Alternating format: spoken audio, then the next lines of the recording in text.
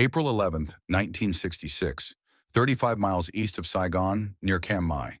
The jungle canopy exploded with gunfire as Charlie Company, 2nd Battalion, 16th Infantry Regiment took casualties in the dense undergrowth. Above the chaos, the distinctive whop of rotor blades announced the arrival of two HH-43F Huskie helicopters from Detachment 6, 38th Air Rescue and Recovery Squadron. Airman First Class William Pitsenbarger adjusted his harness as the penetrator hoist descended through 100 feet of jungle vegetation. The 21-year-old pararescueman had completed over 250 missions in 8 months. This was routine. He touched ground and began triaging the wounded, organizing the evacuation with methodical precision. One casualty hoisted up, then a second, a third. The cable descended again. Pitsenbarger loaded the fourth man and signaled the crew. The cable rose without him. Fifth casualty secured, sixth, seventh, eighth, ninth. Each time the penetrator returned, Pitsenbarger waved it away, pointing to another wounded soldier. Then one helicopter took heavy ground fire and was forced to abort. The remaining Huskie pilot radioed for him to evacuate. Pitsenbarger refused. What began as a standard medevac had transformed into something the military lexicon struggled to categorize: a voluntary choice to abandon guaranteed survival and remain with soldiers he had never met, in a battle that was not his own. By nightfall, Airman First Class Pitsenbarger would be dead, killed while distributing ammunition and providing medical care during an assault that left Charlie Company with 80% casualties. But the 9 men who survived would all credit the same Air Force pararescueman who chose to stay when he could have flown away. The path to becoming a pararescueman began long before the jungle heat of Vietnam. In 1963, 17-year-old William Hart Pitsenbarger from Piqua, Ohio, enlisted in the United States Air Force with a singular ambition. He wanted to be where lives hung in the balance. The Air Force Pararescue Service accepted only volunteers, and most who volunteered failed. The selection process functioned as a systematic elimination of weakness, doubt, and self-preservation instinct. Candidates endured weeks of water confidence training that drowned rational thought in controlled panic. They learned to tie knots underwater while holding their breath until their vision blurred. They swam 25 meters submerged in full uniform, surfaced for 3 breaths, and repeated the exercise until instructors were satisfied or candidates quit. Most quit. The attrition rate exceeded 90%. Those who survived the initial screening faced what the Air Force called indoctrination. 5 weeks of calisthenics, runs that turned legs to rubber, and endless immersion in water that taught a simple lesson. Panic kills. Control saves. Then came the extended training day. 20 continuous hours of physical and mental punishment designed to separate those who wanted the beret from those who needed it. Pitsenbarger needed it.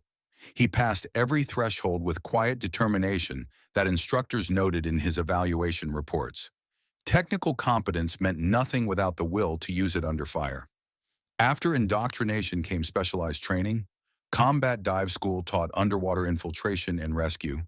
Airborne School prepared pararescuemen for static line jumps into remote terrain. Survival, evasion, resistance, and escape training simulated capture and interrogation. Then medical training, the core of the pararescue mission.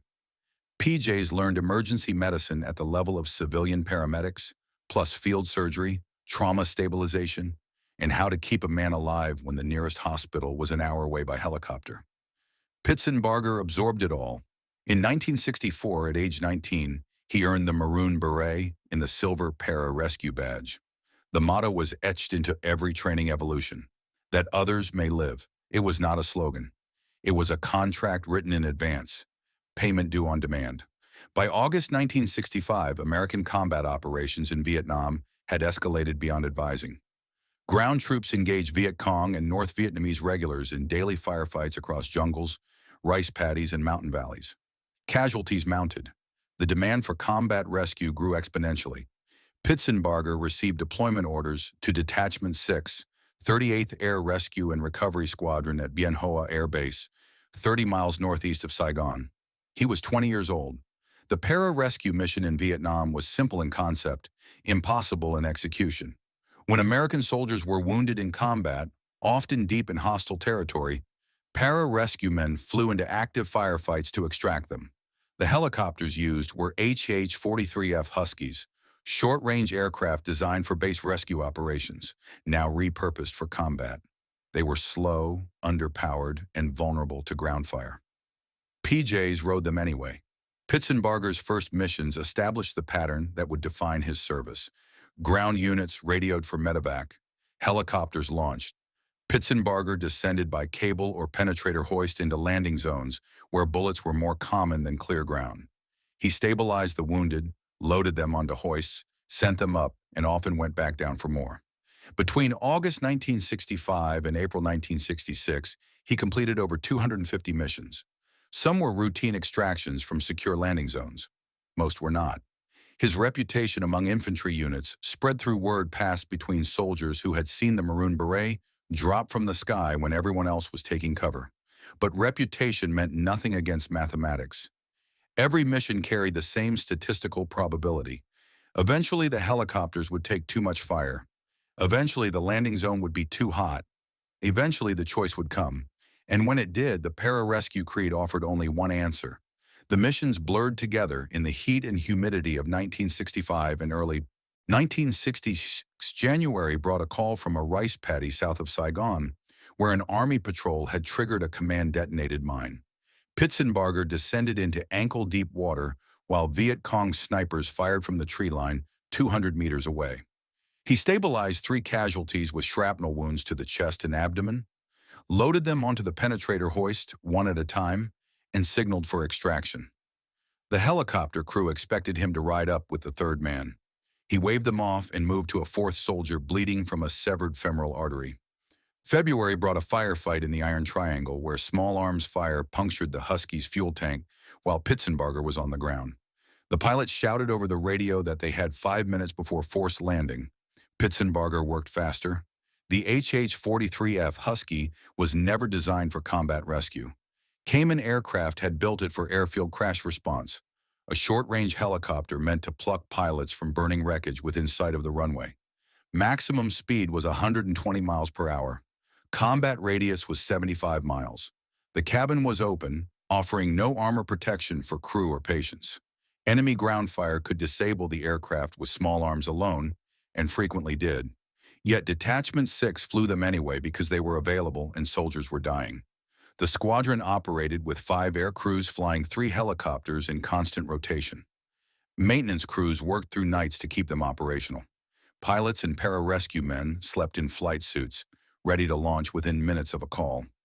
Major Morris Kessler, Pitsenbarger's commander, called him one of a special breed, alert and always ready. The description understated reality. Pitsenbarger volunteered for missions other PJs declined. He requested assignment to the most dangerous extractions. In March 1966, he completed the rescue that earned him the Airman's Medal and Republic of Vietnam decorations. 4 Army Rangers had stumbled into an unmarked minefield during a patrol near Vung Tau. One soldier triggered an anti-personnel mine, losing both legs below the knee. His screams triggered panic. Another Ranger moved to help and detonated a second mine. 2 more soldiers were trapped, standing motionless amid pressure-detonated explosives, unable to move forward or back. The landing zone was too dangerous for the helicopter to touch down. Pitsenbarger volunteered to be lowered by cable.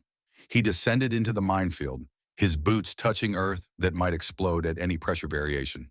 He reached the first casualty, applied tourniquets, administered morphine, and hooked the wounded Ranger to the hoist. Then he went back for the second man.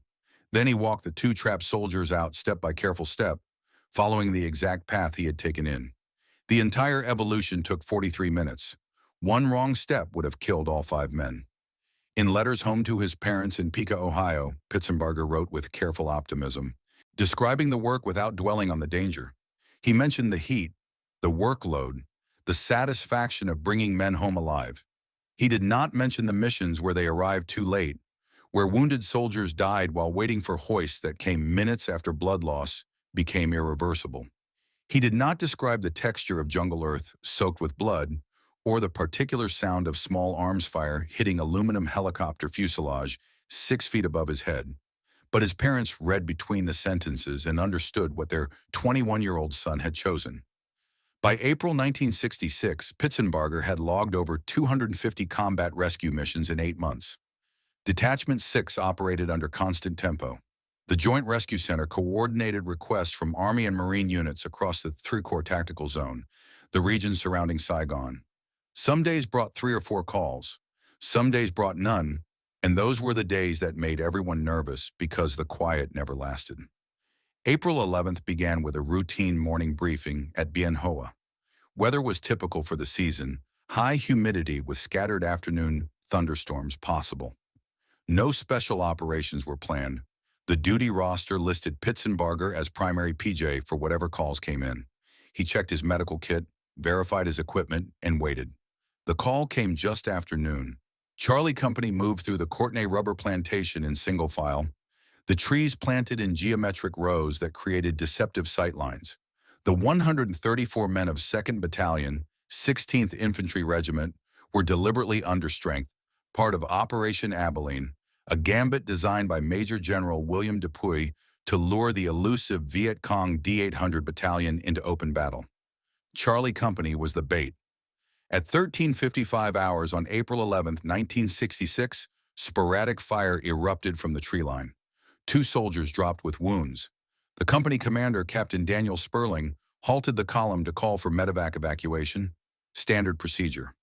What the company did not know was that they had stopped less than 200 meters from the D-800 Battalion's base camp, and that Viet Cong officers were already directing over 500 soldiers to encircle the Americans before they could establish a proper defensive perimeter. The D-800 was not a guerrilla unit conducting hit-and-run attacks. It was a main force battalion of the Viet Cong 5th Division, equipped with crew-served weapons, trained in conventional tactics, and commanded by officers who understood how to exploit terrain and numerical superiority. The rubber plantation's ordered rows provided covered approach routes from multiple directions simultaneously. While Charlie Company focused on evacuating the 2 initial casualties, VC soldiers moved through the trees in coordinated fire teams, establishing interlocking fields of fire that would seal every possible escape route. By 1400 hours, the encirclement was complete. Charlie Company was surrounded by a force nearly 4 times its size, positioned 35 miles from Saigon, with reinforcements at least an hour away through jungle terrain that would slow any relief column to walking speed. The initial Viet Cong assault came from 3 sides at once: concentrated automatic weapons fire designed to collapse the American perimeter before it could be properly established. Soldiers dropped wounded or dead before they reached cover. The forward 3rd Platoon, isolated from the main company position, called for artillery support. The first salvo landed on target, temporarily disrupting the VC attack. The second salvo landed short, killing and wounding American soldiers within their own perimeter. When the platoon frantically called off the fire mission, the Viet Cong used the pause to advance even closer, moving to within 50 meters where superior numbers mattered most. Charlie Company formed a circular defensive perimeter, roughly 75 meters in diameter, every soldier firing outward while medics worked on casualties in the center. The perimeter contracted with each casualty, tightening like a noose around the wounded who could not fight and the living who tried to protect them. Radio calls went out immediately for air support and reinforcement, but the jungle canopy limited helicopter gunship effectiveness and the distance precluded rapid ground relief. Charlie Company's survival depended on 3 factors: ammunition resupply, artillery fire support, and immediate medical evacuation of the wounded before shock and blood loss rendered them unsavable. The Joint Rescue Center at Bien Hoa received the medevac request at 14:10 hours. Multiple casualties, hot landing zone, heavy ground fire, immediate response required. 2 HH-43F Huskies from Detachment 6, 38th Air Rescue and Recovery Squadron launched within minutes. Airman First Class William Pitsenbarger rode in the second helicopter. The pilots knew the mission profile before receiving coordinates. Encircled units meant the landing zone would be contested from all sides. No clear approach vector existed. They would have to descend vertically through whatever fire the Viet Cong could bring to bear, hover in exposure while casualties were loaded, and climb out under the same conditions. The flight took 23 minutes. As the Huskies approached from the east, pilots could see smoke rising from the rubber plantation and hear the radio traffic deteriorating into urgent fragments. Artillery rounds impacted around the perimeter in rolling barrages meant to keep the VC at distance. But the enemy was already too close for effective fire support without risking friendly casualties. The first helicopter made its approach. Ground fire intensified immediately, tracers arcing up through the canopy. The pilot dropped the penetrator hoist through 100 feet of vegetation, while the crew chief and Pitsenbarger prepared to receive casualties. Below them, in the shrinking defensive circle, soldiers were dying faster than they could be counted. Pitsenbarger touched down in the perimeter at approximately 1,435 hours and immediately began the work he had performed 250 times before. Triage, prioritize the salvageable over the dying, apply tourniquets, pressure bandages, morphine where pain threatened to induce shock. He worked fast, identifying casualties who could survive transport and hooking them to the penetrator hoist one at a time. The cable rose, descended, rose again. 9 men went up in succession, each one representing a life saved and a temporary reduction in the chaos on the ground. Then at 15:20 hours, the first helicopter took multiple hits to its fuel system and tail rotor. The pilot transmitted immediate abort. The aircraft climbed out trailing smoke while the crew chief radioed the second Huskie to take over primary rescue. Pitsenbarger's helicopter moved into position. More casualties hoisted up. The ground fire intensified with each cycle as Viet Cong gunners adjusted their aim and concentrated fire on the one helicopter that represented Charlie Company's lifeline to survival. Standard pararescue doctrine was explicit about risk calculus. The mission was to extract casualties, not to become one. When a rescue aircraft sustained damage that compromised flight safety, all personnel evacuated immediately. No exceptions.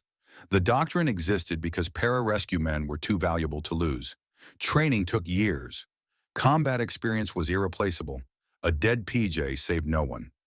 At 15:45 hours, Pitsenbarger's helicopter took hits to the fuel tank and hydraulic lines. The pilot made the decision that regulations required. He ordered immediate evacuation of all ground personnel. The penetrator descended one final time. Pitsenbarger looked at it, then looked at the dozens of wounded soldiers still lying in the shrinking perimeter. The noise made radio communication nearly impossible, but the crew chief saw what happened next and would remember it for the rest of his life. Pitsenbarger waved the penetrator away. The crew chief signaled frantically for him to hook on. Pitsenbarger shook his head and pointed to another wounded soldier lying 6 meters away. The pilot's voice came over the radio, urgent now because fuel was streaming from ruptured tanks and hydraulic pressure was dropping. Evacuate now or the helicopter would not make it back to base. Pitsenbarger ignored the order. He moved to the wounded man, began applying a field dressing, and never looked up as the helicopter climbed away trailing fuel vapor. The surviving soldiers who witnessed the moment understood what it meant before their minds could fully process it. An Air Force pararescueman had just chosen to remain in a surrounded defensive perimeter with dwindling ammunition and overwhelming enemy forces rather than accept guaranteed survival. The choice violated every survival instinct evolution had embedded in human neurology. Yet Pitsenbarger made it look routine. The tactical situation offered no ambiguity. Charlie Company was surrounded by at least 500 Viet Cong soldiers who had already demonstrated willingness to sustain casualties to destroy the American unit. Ammunition was running critically low. Artillery support could not be called danger close without hitting friendly positions. Airstrikes were ineffective through the jungle canopy.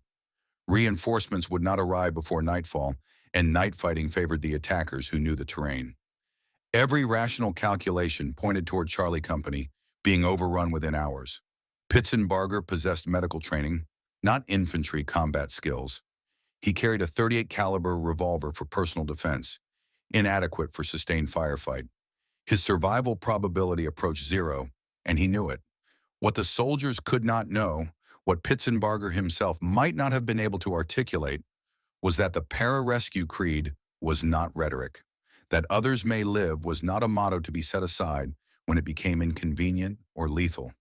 It was the foundational premise that gave the job meaning. Pitsenbarger had trained for years to reach wounded soldiers.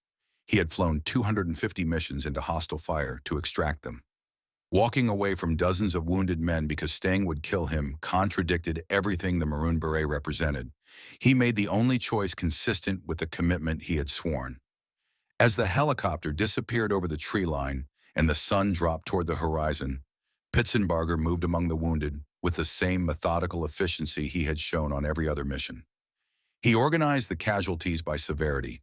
He distributed the medical supplies he had brought. He gathered weapons and ammunition from soldiers too wounded to fight and redistributed them to those still on the perimeter. The Viet Cong gunfire never stopped.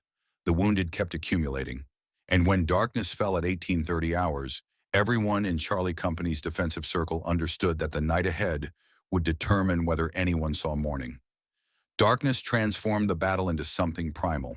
Without illumination flares, the rubber plantation became a maze of shadows, where movement meant death and stillness meant vulnerability. The Viet Cong understood night fighting. They had trained for it, used it to negate American firepower advantages. At 1900 hours, the D-800 Battalion launched coordinated probes against multiple points on Charlie Company's perimeter simultaneously, testing for weak spots where ammunition had run low or casualties had thinned the defensive line. Pitsenbarger moved through the perimeter's interior with practiced efficiency, despite having never trained for infantry combat.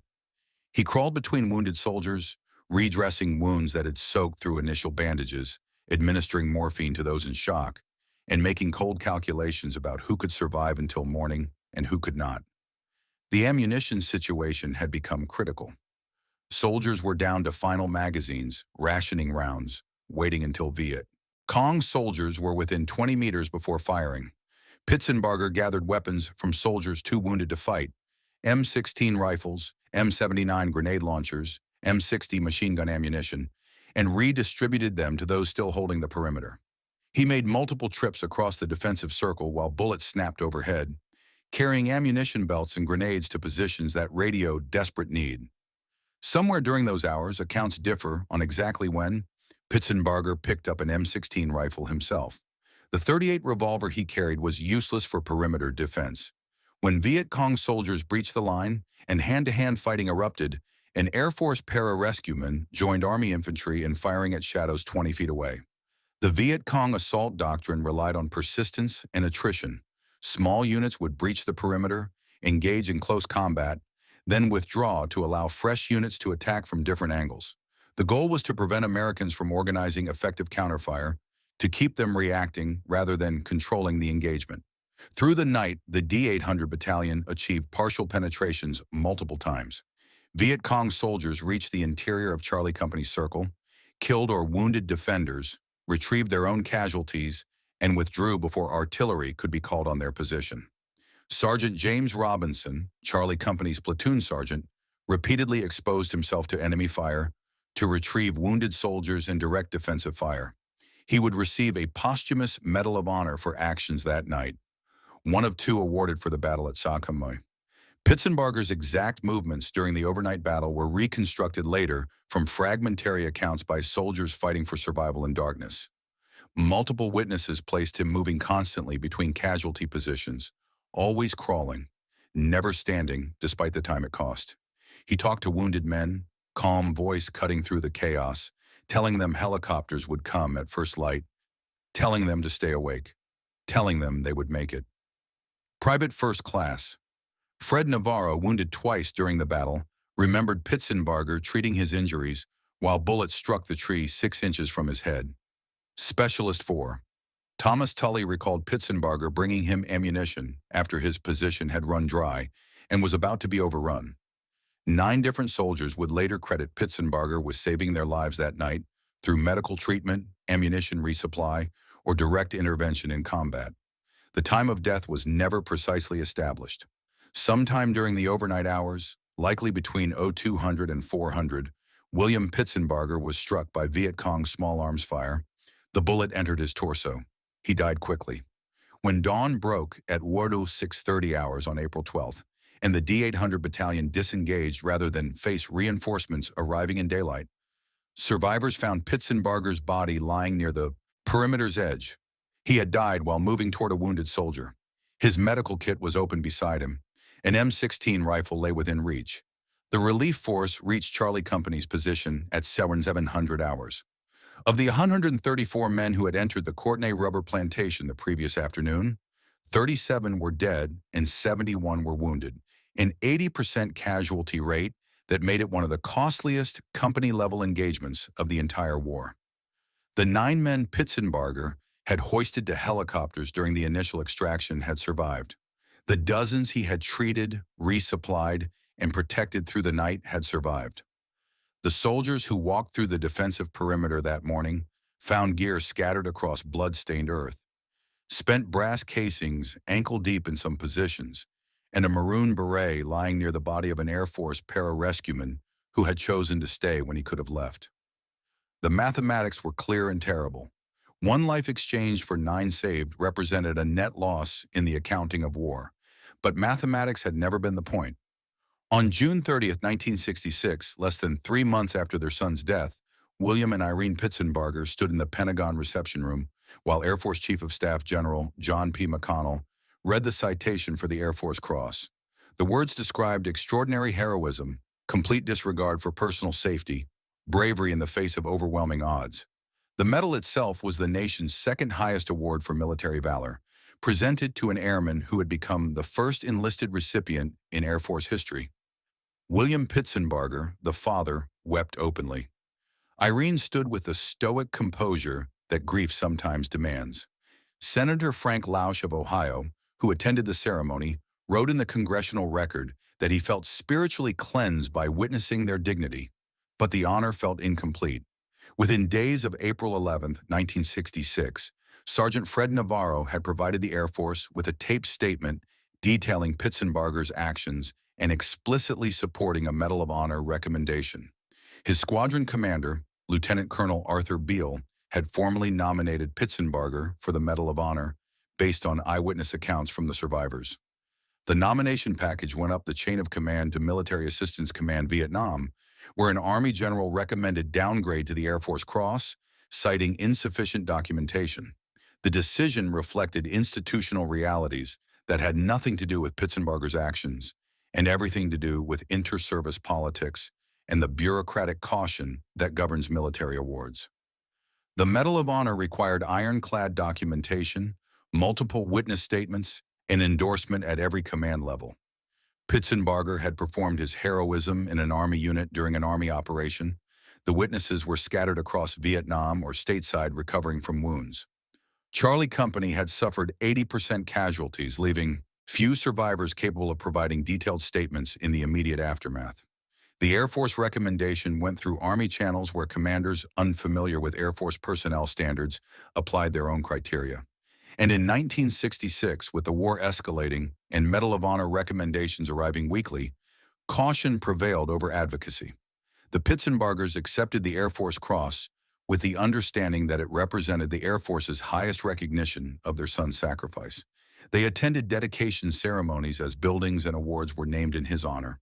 They read letters from Charlie Company survivors describing how Pitts had saved their lives. They watched as the pararescue community adopted their son as a symbol of the creed that defined the career field. But Frank and Irene Pitsenbarger also understood that the award was wrong. Not incorrect in recognizing heroism, but inadequate in documenting what their son had actually done. The Air Force Cross citation described volunteering to stay on the ground and administering medical treatment. It mentioned gathering rifles and ammunition. It used the phrase, "in keeping with the highest standards of performance." What the citation did not capture was that William Pitsenbarger had refused guaranteed survival to remain with strangers, had fought through the night despite having no infantry training, and had died while moving toward wounded soldiers rather than seeking cover. The system offered no formal appeal process for upgrading awards. Once the Secretary of the Air Force approved the Air Force Cross, the decision was final unless new evidence emerged or advocacy pressure forced reconsideration. For 3 decades, the Pitsenbargers and Charlie Company survivors conducted a campaign that existed in the margins of official channels. Fred Navarro wrote letters. So did Thomas Tully and other survivors. They contacted senators and representatives. They compiled sworn statements describing specific actions that had not made it into the original citation. They documented the timeline of April 11th and 12th, 1966, with the precision of men who had lived it and would never forget it. The paper trail grew slowly, one statement at a time, building a case that the system had gotten the decision wrong. The obstacles were institutional and immovable. The Department of Defense resisted retroactive award upgrades as a matter of policy.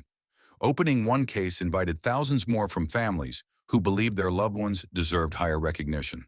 The Air Force had awarded 12 Medals of Honor for Vietnam service, none to enlisted pararescuemen. Upgrading Pitsenbarger's award 30 years after the fact would implicitly criticize the generals who had approved the original downgrade. Yet the survivors refused to stop. They were alive because of decisions Pitsenbarger had made. The debt could never be repaid, but documentation could be corrected.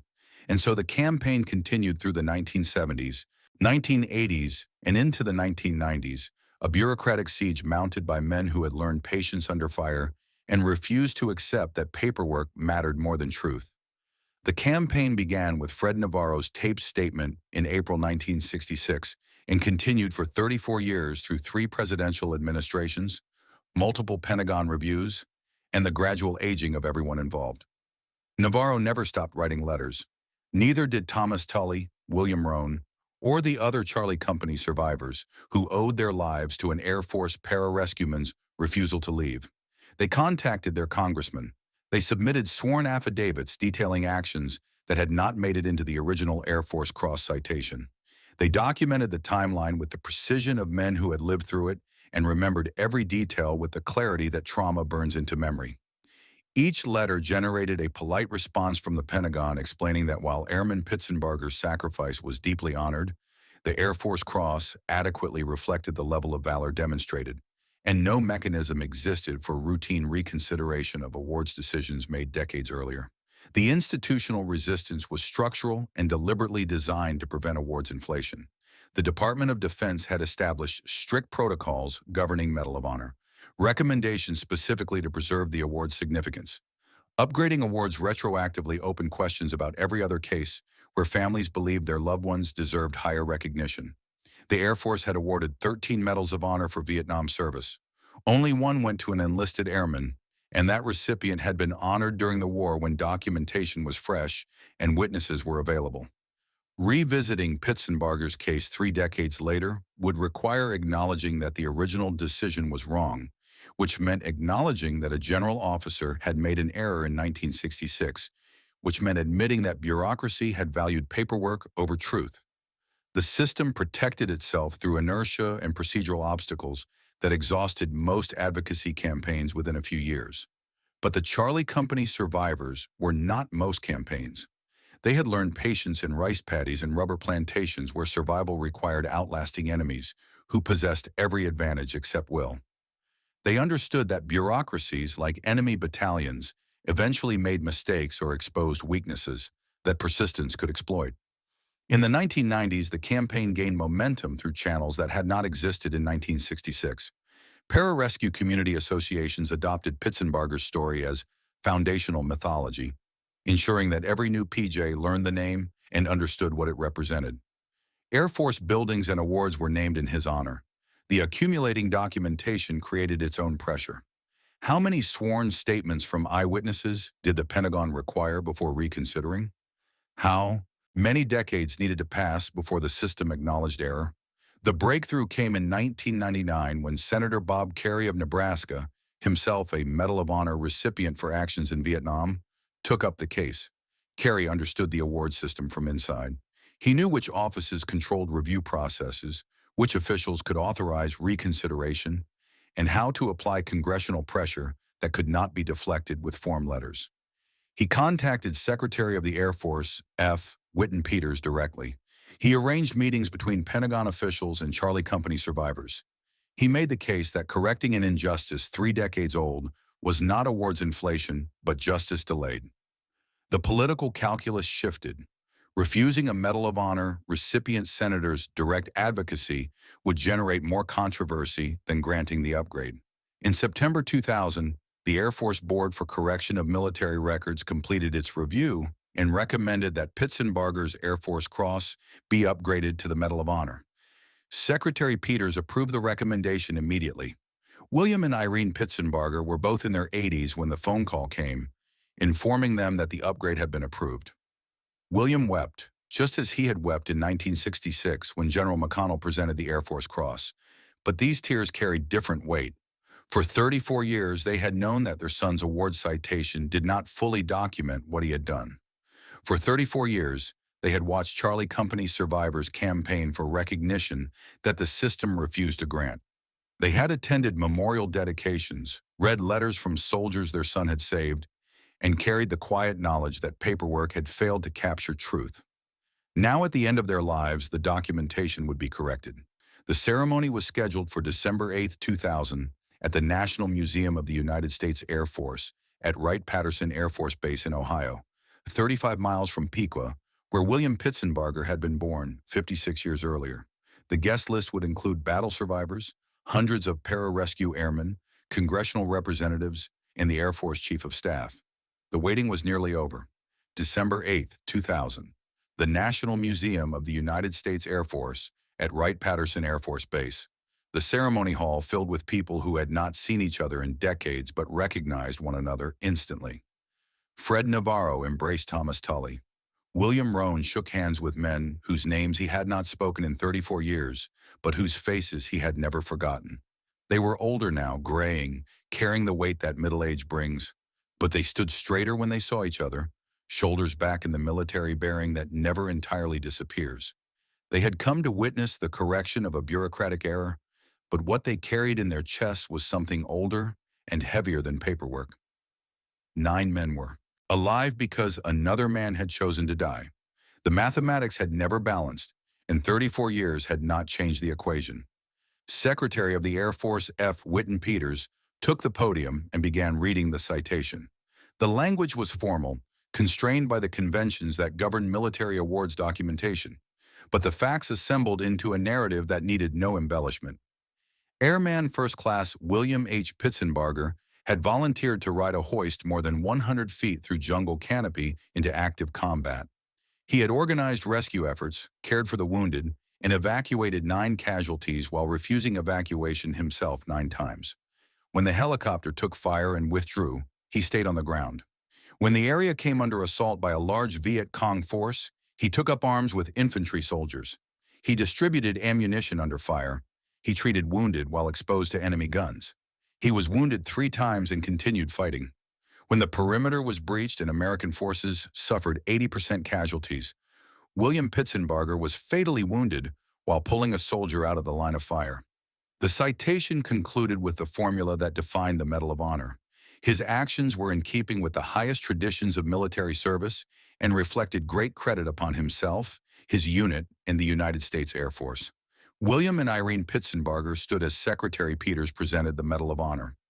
William, 85 years old, accepted the blue ribbon and gold star on behalf of the son he had buried 34 years earlier. The medal felt heavier than its actual weight. It represented decades of advocacy, hundreds of letters, sworn statements from soldiers whose names he had come to know through correspondence. It represented the Air Force finally acknowledging that the original award had been insufficient. But more than anything, it represented his son's life distilled into metal and ribbon, a symbol that could never capture what had actually happened, but at least documented it accurately. The ceremony included a posthumous promotion to staff sergeant, correcting another administrative oversight. The audience of several hundred included the Chief of Staff of the Air Force, congressional representatives, and pararescue airmen who had adopted Pitsenbarger's name as their standard. But the men who mattered most sat in the front rows. Fred Navarro, who had provided the first taped statement in 1966 and never stopped writing letters. Thomas Tully, who remembered Pitsenbarger bringing ammunition when his position was about to be overrun. William Roan and the others who had carried the weight of being saved for 34 years while watching the award system fail to properly document why they were alive. Survivor's guilt is a recognized psychological phenomenon, but the specific texture of owing your life to someone who died so you could live defies clinical description. The Charlie. Company survivors had built careers, raised families, lived decades that William Pitsenbarger never experienced. Every birthday, every wedding, every grandchild represented a future purchased with another man's choice. The Medal of Honor ceremony did not erase that debt. because the debt could never be erased. But it provided something else: recognition, documentation, the official acknowledgement that what they remembered had actually happened, that the system had finally caught up with truth. The question hung unspoken in the ceremony hall. How many other William Pitsenbargers had the system failed to properly recognize? How many acts of extraordinary valor had been downgraded due to insufficient paperwork, inter-service politics, or the simple entropy that governs bureaucracies? The Medal of Honor represents the apex of military valor recognition, but the award process depends on documentation, witnesses, and advocacy. It requires someone to survive and tell the story. Pitsenbarger had been fortunate in that 9 men lived to testify. Not every hero has witnesses who survive to fight for recognition. The question that haunted every analysis of April 11, 1966 was whether William Pitsenbarger performed any calculation at all. When the penetrator hoist descended for the final time and he waved it away, did he count the wounded still on the ground and divide by his own survival probability? Did he weigh 9 lives already saved against the dozens still needing treatment? Did he consider the pararescue training pipeline that had invested years in his development, making him irreplaceable? Or did the decision happen below the level of conscious thought, muscle memory encoded by training that made staying the only option consistent with who he was? The soldiers who witnessed the moment remembered no hesitation. Pitsenbarger looked at the hoist, looked at the wounded, and pointed to another casualty who needed evacuation. The mathematics, if any existed, happened in seconds and arrived at a conclusion that defied every survival instinct evolution had spent millions of years perfecting. Psychologists who study altruistic behavior in combat situations identify a phenomenon they call acute stress-induced hyperaltruism, where soldiers under fire make decisions that prioritize group survival over individual safety. The neural mechanisms involve overriding the amygdala's fear response through prefrontal cortex regulation shaped by training and unit cohesion. But clinical terminology fails to capture what actually happened when Pitsenbarger refused evacuation. He was not part of Charlie Company's unit cohesion. He had never trained with them, did not know their names, shared no common experiences that might create the social bonds psychologists cite as prerequisites for self-sacrifice. He was an Air Force pararescueman, temporarily attached to an Army infantry unit, whose survival meant nothing to his career, his unit, or his personal future. The rational calculation was obvious: leave, live, fly more missions, save more soldiers another day.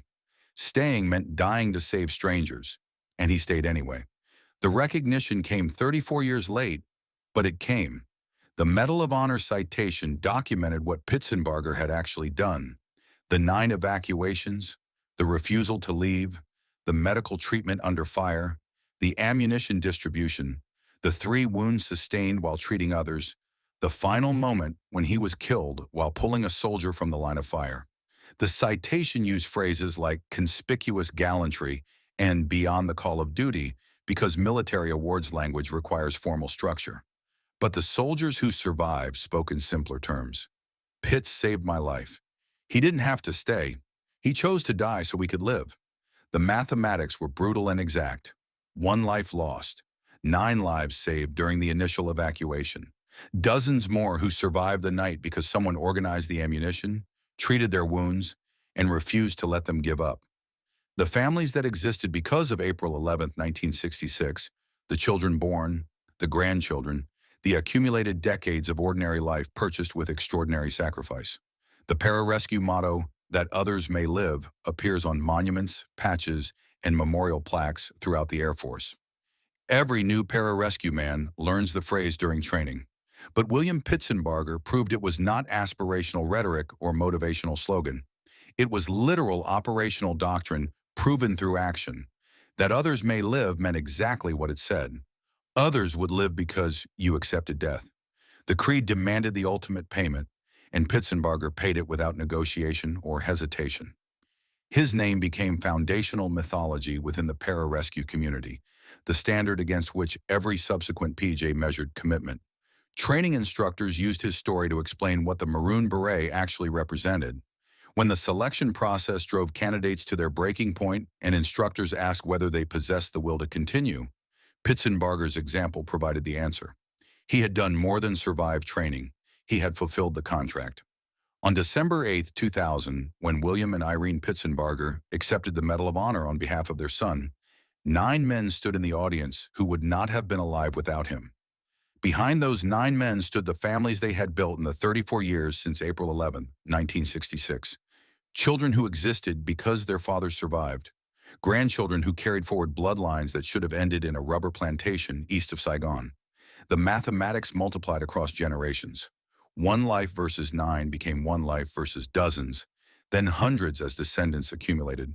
The calculation William Pitsenbarger made in seconds, if he made any calculation at all, continued compounding through time.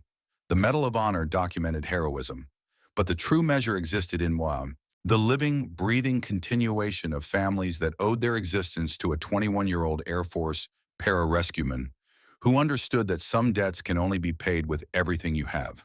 The story completed not with his death, but with the proof that his choice had meaning that transcended the moment. Others lived. They built lives. They remembered. And when bureaucracy finally corrected its error 34 years late, they stood as living testimony that one man's sacrifice had defeated the mathematics of war and proven that heroism was not calculation, but commitment fulfilled regardless of cost.